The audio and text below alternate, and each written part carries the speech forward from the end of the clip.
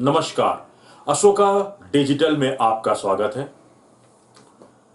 आज आप और हमारे लिए एक अच्छी खुशखबरी और उपलब्धि का दिन है। उपलब्धि इस लिहाज से कि लगभग एक माह के भीतर ही आपके इस पसंदीदा न्यूज पोर्टल ने भारत की सीमाओं को लांघते हुए 7 समुंदर पार अमेरिका जा पहुंचा है। और हमारे लिए बेहद गौरव की बात है कि हम आज आपको सीधे अमेरिका लेकर चल रहे हैं, जहां पर हम भारतवंशियों के क्या हालचाल है, अमेरिका के क्या हालात हैं, इस बड़ा कोरोना संक्रमण काल में वह किस प्रकार से जूझ रहा है, ये हम बात करेंगे हमारे भारतवंशियों से। गौरतलब है कि बीते कई दिनों से जब कोरोना संक्रमण काल शुरू हुआ है, अमेरिका इस बड़ी समस्या से जूझ रहा है। चीन के वुहान शहर से निकला हुआ कथित रूप से यह कोरोना का वायरस आज संपूर्ण विश्व में हाहाकार मचा चुका है। और इसी कोहराम में मचे हुए में अमेरिका के पास लगभग 10 लाख लोगों से ज्यादा मरीज हैं। इन संक्रमित मरीजों में से लगभग अब तक की जो खबर है उसमें 60,000 से ज्यादा लोग मारे गए हैं। यह जनहानि की बात हो रही है, लेकिन वुहान से निकला हुआ इस कोरोना वायरस ने संपूर्ण विश्व की अर्थव्यवस्था को भी खासा प्रभावित किया है। और यह बड़े दुख की बात है कि न सिर्फ भारत बल्कि अमेरिका की अर्थव्यवस्था भी अब पानी मांगती नजर आ रही है। यह बात निश्चित रूप से विश्व समुदाय के लिए एक बड़ी बहस का विषय हो सकता है कि चीन का यह प्रयोग आखिर किस लिए किया गया है। यह साजिश है या फिर अचानक हो गया एक हादसा है। इस पर अभी शोध चल रहा है और अमेरिका और चीन लगभग एक दूसरे के सामने तलवार लेकर खींच पड़े हैं और एक दूसरे पर आरोप प्रत्यारोप की राजनीति कर रहे हैं। आने वाला समय निश्चित रूप से एक बहुत महत्वपूर्ण साबित होने जा रहा है। लेकिन अमेरिका में क्या हालात हैं, अमेरिका में हम भारतवंशियों के कैसे निभ रही है, यह सब चीजें हमने बात की है जुन्नारदेव शहर से आज से लगभग 10 साल पहले पलायन कर चुके मीरानी परिवार के महेश मीरानी से, जो कि ह्यूस्टन, शायद आप जानते होंगे, जहां पे हाउस मोदी का कार्यक्रम हुआ था, वहां पर निवासरत है। ह्यूस्टन ये वो इलाका है जो अभी फिलहाल वर्तमान में कोरोना संक्रमण काल में कम प्रभावित क्षेत्रों में से एक है। हमने उनसे यह जानना चाहा कि आखिर आप वहां कैसे हैं, आपके सहयोगी लोग कैसे हैं, हमारे भारतवंशी लोग कैसे हैं।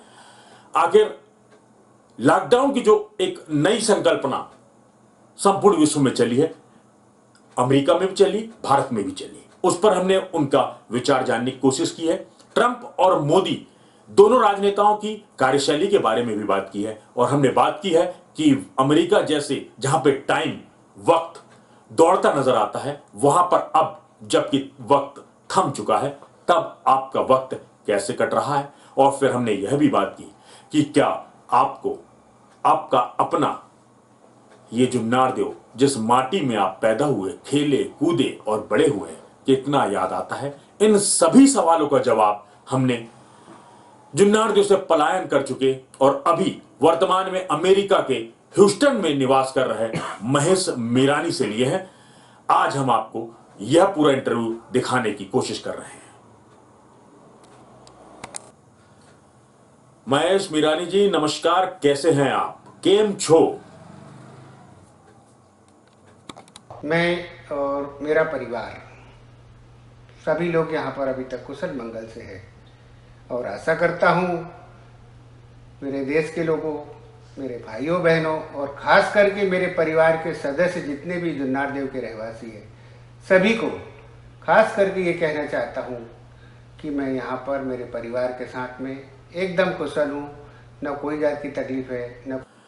महेश भाई, अमेरिका और जुन्नारदेव दोनों की कल्पना और इनकी तुलना हम लोगों के लिए इतनी आसान नहीं है, लेकिन आपने कल्पना भी की है दोनों शहरों में रहने की और उसे प्राप्त भी किया है और अब आप तुलना भी कर रहे हैं।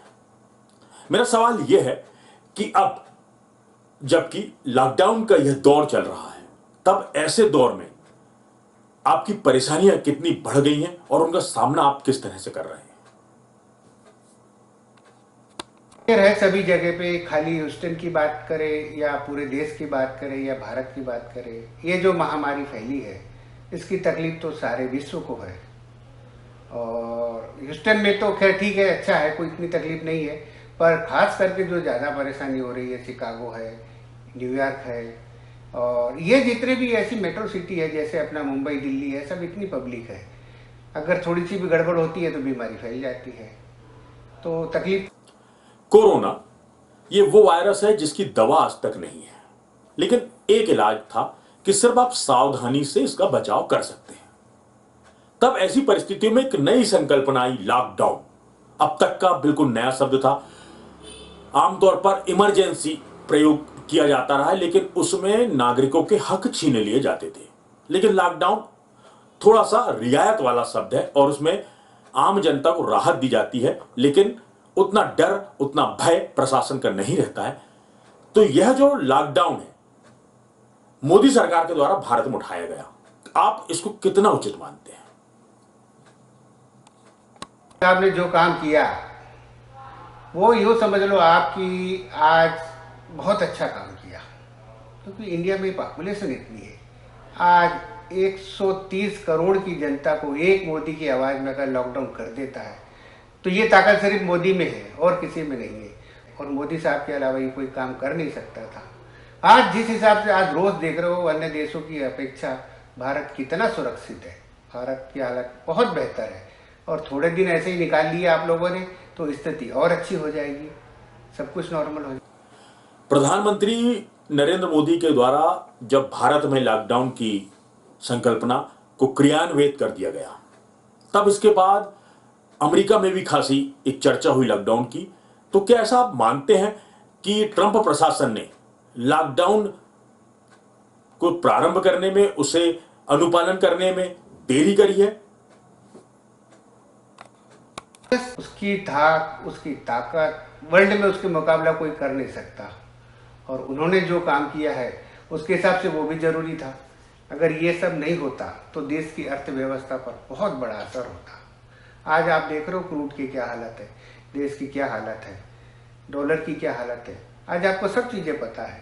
तो ट्रंप साहब अपनी जगह ठीक है, मोदी साहब अपनी जगह पे ठीक है, पर सबसे बड़ी बात यह है कि आपको जो मोदी साहब के आदेश है, जो सारे लोग कर रहे हैं, सोशल डिस्टेंसिंग है, कोई ये सारी चीज़ें आपको देख के करेंगे। थोड़े दिन रहेंगे, 3 तारीख तक का टाइम दिया है, आप लोग बराबर रहो, अपने घर में रहो, सुरक्षित रहो। और मुझे भी अपने जुन्नारदेव के सारे लोगों के फ़ोन आते हैं, रोज़ पूछते हैं, महेश भाई आप कैसे हो, आप कैसे हो, आपके परिवार के सदस्य कैसे हैं? हम लोग सब अच्छे हैं, आप बिल्कुल चिंता। आमतौर पर अमेरिका में जिंदगी दौड़ती है, भागती है, रफ्तार वाली जिंदगी होती है, लेकिन अब जब सब कुछ थम गया है, जिंदगियां कमरों में कैद हो गई है, तब ऐसे दौर में आप अपना इतना बड़ा वक्त आखिर कैसे निभाते हैं, उस वक्त को कैसे बिताते हैं? जितना टाइम होता है ज़्यादा से ज़्यादा हम लोग भी यहाँ पर हमारे फैमिली के साथ में ही रहते हैं, हम लोग भी रामायण देखते हैं, अपना प्रिय ग्रंथ है उसे तो देखना ही पड़ेगा, शिक्षा मिलती है उससे, अच्छी चीज़ें, टाइम पास होता है, भगवान का नाम लेते हैं और समय निकल। अपने वतन की मिट्टी तो मिट्टी होती है, और अब आप 7 समुंदर पार इतनी दूर वहां जाकर अमेरिका में बैठे हुए हैं, तब क्या यहाँ की जुन्नारदेव की वो सोंधी सोंधी मिट्टी की खुशबू की याद क्या अब भी आपको सताती है? और यदि सताती है तो वो कितना याद आती है? और याद आती है तो फिर हम जुन्नारदेव वालों के लिए आपका क्या संदेश हो सकता है? कहेंगे, क्योंकि मेरा जन्म जिस जगह पे हुआ, मैं जिस मिट्टी में रह के बड़ा हुआ, मेरी लाइफ के मैंने 40 साल उस गांव में गुजारे हैं, तो वो गांव ही नहीं मेरा पूरा परिवार है। और मैं सारे जुन्नारदेव परिवारों को कहता हूँ, सारे देश के लोगों को भी कहता हूँ कि आप लोग स्वस्थ रहो, सुरक्षित रहो, थोड़े दिन शांति रखना। सुख दुख तो सबकी जिंदगी में आने वाले हैं। आपने देखा भगवान राम ने 14 साल वनवास काटा, तो अपने को तो ये 1-2 महीने की बात है, सारे दिन सुधर जाएंगे, सब अच्छा हो जाएगा। आप सभी को मेरा नमस्कार। और अंत में एक बात और कहना चाहता हूँ, भगवान की अदालत में वकालत नहीं होती। ध्यान से सुनना दोस्तों, भगवान की अदालत में वकालत नहीं होती, और यदि सजा भी हो जाए तो फिर जमानत नहीं होती, फिर जमानत नहीं होती। ध्यान रखना, ये कोरोना वायरस का रोग है, इससे बच के ही रहना पड़ेगा। घर में रहो, सुरक्षित